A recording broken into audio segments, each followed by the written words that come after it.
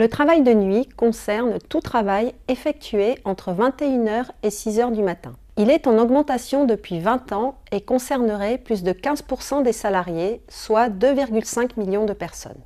Le travail posté est une organisation du travail dans laquelle plusieurs équipes se succèdent au même poste, selon un planning prédéfini.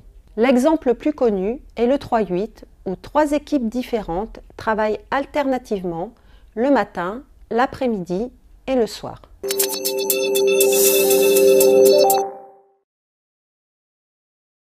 Le travail de nuit peut avoir des effets sur la santé.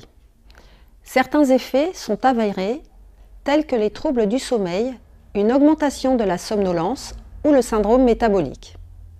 D'autres effets sont probables, des troubles cognitifs, des troubles psychiques comme l'anxiété et la dépression. Il contribue également à augmenter les risques d'obésité, de diabète, de maladies cardiovasculaires et même de cancer. Le travail de nuit augmente les risques de somnolence et altère la vigilance et la concentration. De fait, les accidents du travail sont augmentés, ainsi que les accidents du trajet, notamment sur la route, lors du retour vers le domicile après une nuit de travail. Enfin, les femmes sont particulièrement vulnérables.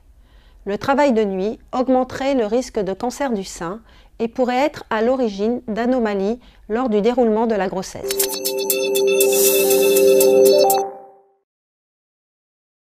Le premier levier est d'agir sur l'organisation du travail.